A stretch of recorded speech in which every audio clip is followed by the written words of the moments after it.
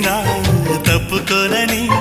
కంటి పాప ఇంటిలోన ఏరి కోరి చేరుకున్న దీపమా అల్లం నేరేడు కళ్ళతానా ప్రేమ వల్ల